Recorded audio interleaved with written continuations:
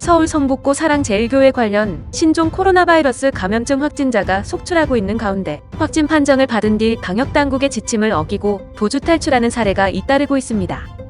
정부는 격리 조치를 따르지 않고 지정된 장소에서 벗어나는 등 감염병 예방법을 위반하면 무관용 원칙으로 엄중하게 대응하겠다고 밝혔지만 위반 사례가 이어지자 당혹스러움을 감추지 못하고 있는 상황인데요.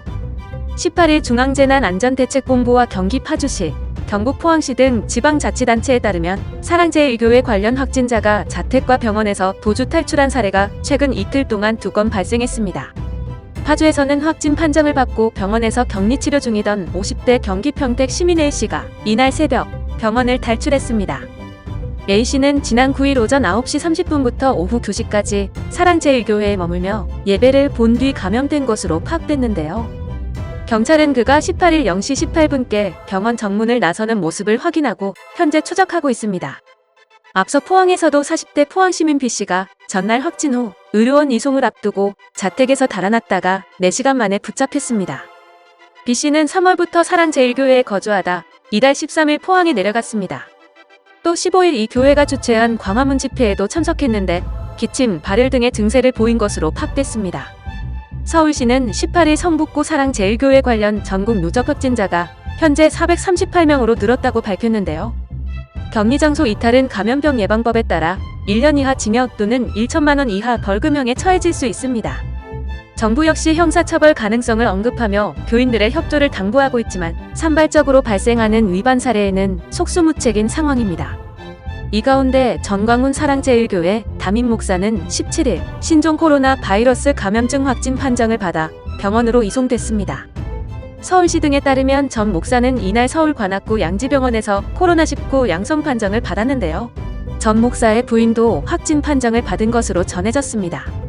이날 오후 검사 결과를 통보받은 서울 성북구 보건소는 전 목사의 소재를 파악한 끝에 오후 7시 20분께 사랑제일교회 인근 사택에 머무르던 전 목사를 구급차에 태워 서울 중랑구 서울의료원으로 이송했습니다.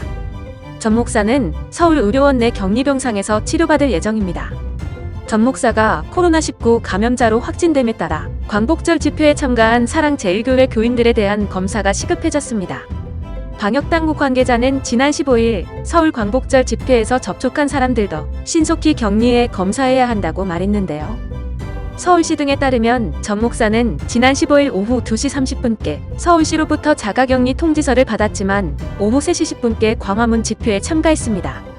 이에 대해 교회 측은 전 목사가 합법적으로 열린 집회에 참석해 약 5분간 연설하고 현장을 떠났으며 격리 통지서 서명도 오후 6시께 했다고 주장하고 있는데요.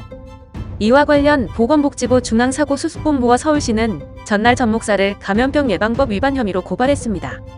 정부는 전 목사가 교회 관련 조사 대상 명단을 누락, 은폐에 제출하는 등 역학조사를 방해한 혐의도 있다고 밝혔습니다. 울산 지역 사랑제일교회 신도 명단이 허위인 것으로 밝혀진 것인데요. 울산시는 서울 사랑제일교회로부터 제출받은 울산 지역 신도 14명에 대한 전수조사 결과 전원 신도가 아닌 것으로 확인됐다고 18일 밝혔습니다.